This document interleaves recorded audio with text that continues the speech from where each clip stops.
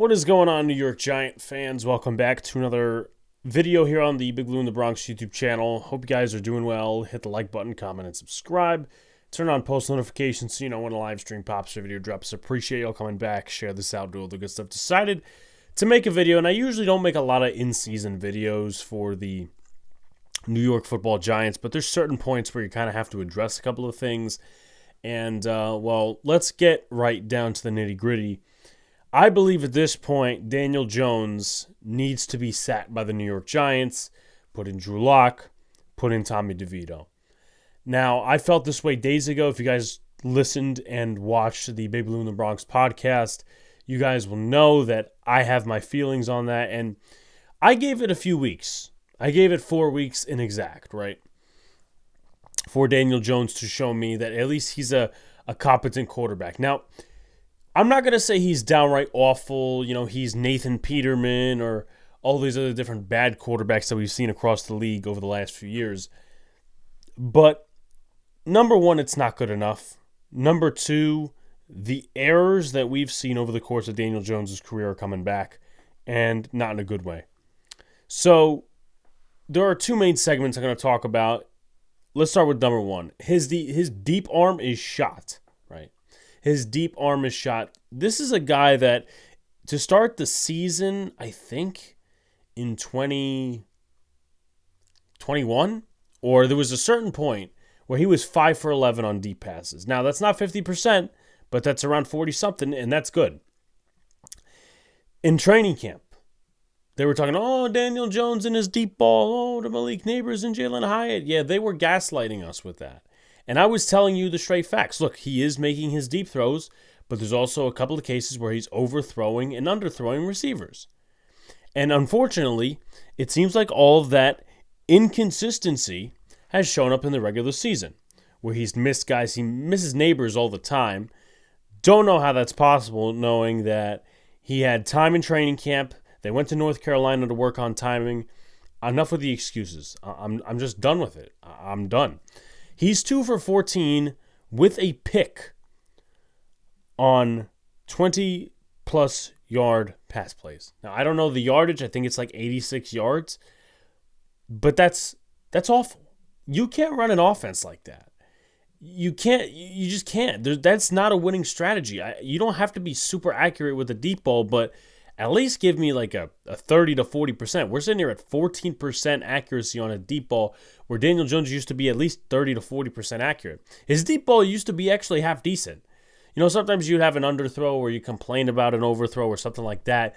But a couple of notable throws. The throw to Slayton, right? The throw to Slayton against the Cowboys in 22. The throw to Slayton 21 against the Commanders. There's a couple of deep throws you could notch in there, right? But I don't know what happened. I think it's the neck injury. I don't know what reason it is. We could all speculate neck injury, this, that, and the other thing. I would like to believe it's the 2 neck injuries. But either way, it is a burden to the team and the rest of the offense. He has been given 3.51 seconds to throw the football on those deep throws. That's second best in the NFL behind Kyler Murray. He is currently surrounded by the best offensive line he's ever been surrounded by in pass protection, and he can't make those throws. Can't make those throws. And we're going to talk about some other stuff that's more football-esque. I'm just talking about the deep throw right now and his accuracy. He's got 4 touchdowns in 4 games. And you could say, Geno Smith, he's doing that too. Geno Smith is a tremendously better quarterback than Daniel Jones. Never have I ever have thought of even saying those words. But Geno is better than Daniel Jones. Geno doesn't miss as many guys as Daniel Jones. Now, while I'm saying all this different stuff, I'm going to have a video montage play while I'm talking. And that is, of course, credit to Big Blue Banter's Nick Filato. He does a lot of film breakdown stuff, and we've had him on the channel once or twice. But also, Daniel Jones has completed 63.2% of passes when passing for under 20 yards this season. At least I believe that's true. StatMuse is very weird.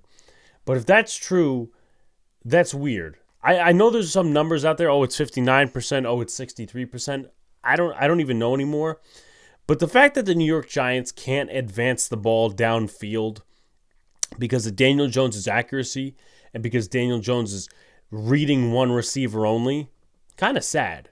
It really is. And this is something he had a problem with as a rookie. And even his second and third year in the league where he's staring at one guy. Hell, last year he had a problem with it when David Witherspoon had that pick six against him. So it's not just, the deep ball. I give two shits about the deep ball if it was just the deep ball itself. But the fact that he's not completing or not even taking shots, the offense is not taking shots at plays over 20 plus yards. I think they had 2 10-plus yard pass plays against the Cowboys. You can't work like that. I'm not going to defend Brian Dable 100%, but they never took a shot in the end zone. Every throw is short of the sticks, and it's just predicated on yards after catch. You can't work like that. This is not Jimmy Garoppolo and Brock Purdy and the 49ers. This is not a Kyle Shanahan coach team. This team has talent, but they also have deficiencies and limits. And that affects the offense, that affects the defense, that affects the coaching in general. How many throws did we see to Wan'Dale Robinson that were short of the sticks? Whether it's third down, second down, whatever. How many throws to Malik Neighbors were short of the sticks? It's all 5-yard out patterns or a whip route of some sorts, and Neighbors has to kind of finesse his way out of it or slants. And also the Giants never seem to convert first down. They always seem to go, we'll go to second down. Oh, we'll go to third down. Then we'll convert.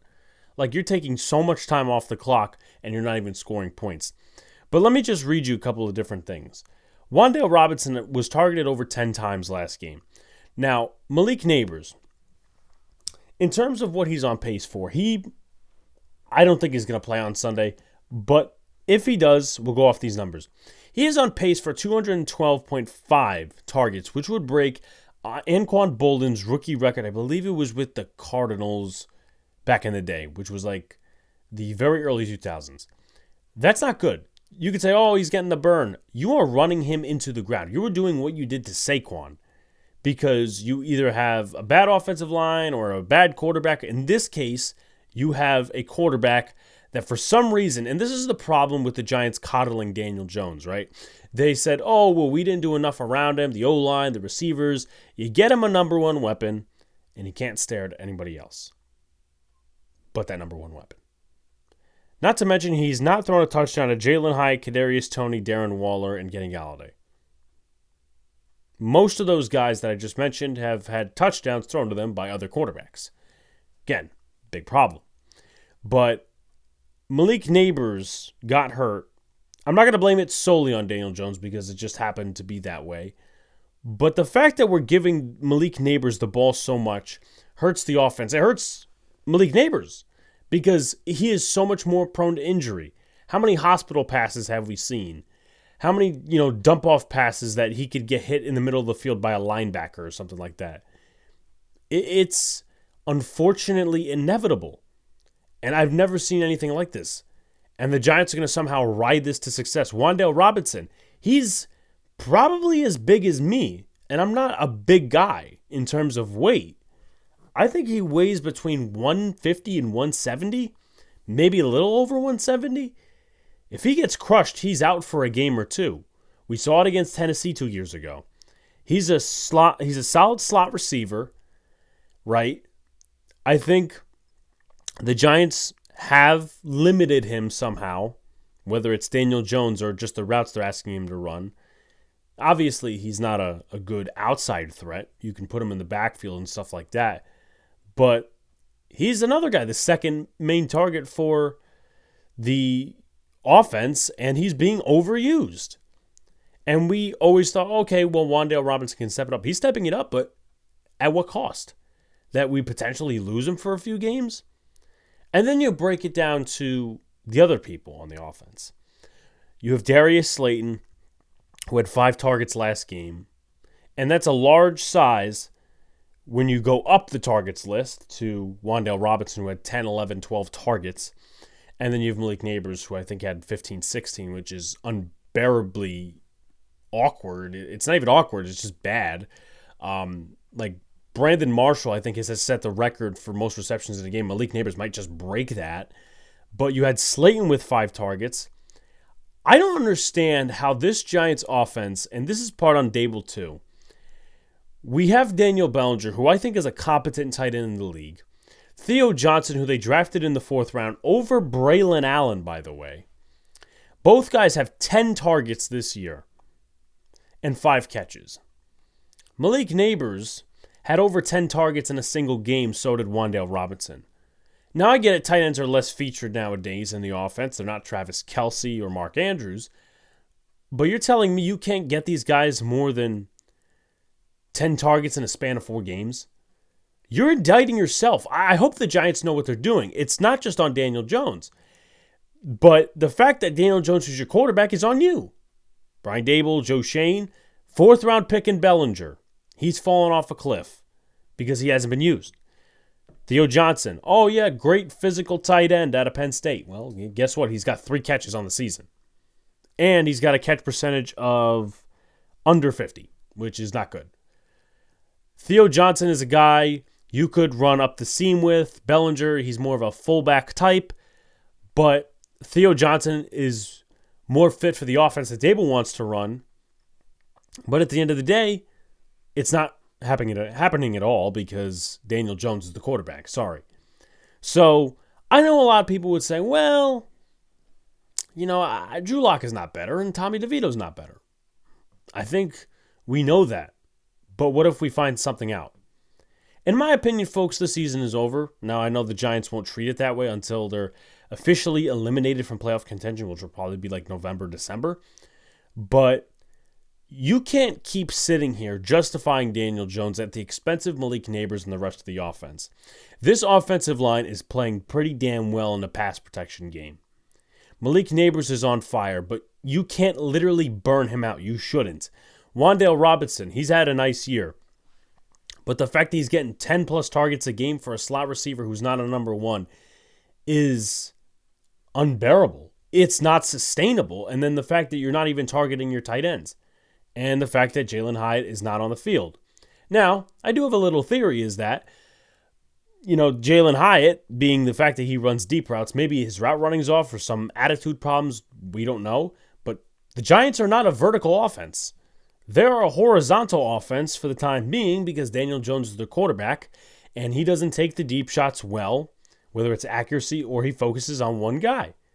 There's multiple clips on social media and on YouTube of where he is still friggin' committing the same mistakes in terms of progressions, reading defenses, and throwing it to guys downfield. Again, I will leave it off at this. Daniel Jones is not Nathan Peterman. He's not Jamarcus Russell. He's not 6th overall pick worthy, of course.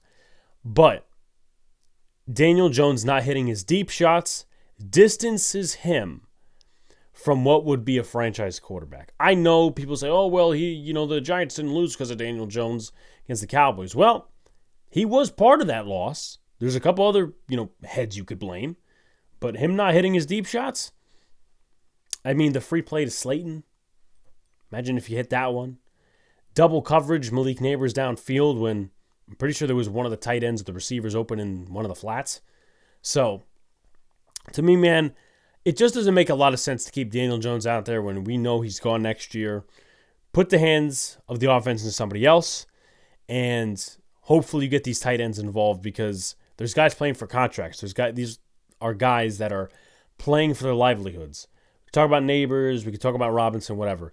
Bellinger is in his second last year in the NFL. Theo Johnson needs to prove that he is 4th round status or up. The offensive line is playing really well.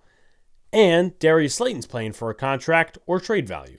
And Jalen Hyatt has not stepped on the field because the Giants are not a vertical offense. They're a horizontal offense. But folks, like, comment, subscribe. Turn on post notifications so you know when a live stream pops or a video drops. Appreciate you coming back. Share this out. Do you think the Giants should bench Daniel Jones? Should they not bench Daniel Jones? Let me know in the comments below. Appreciate you guys. We'll have a podcast out on Saturday previewing the matchup between the New York Giants and the Seattle Seahawks.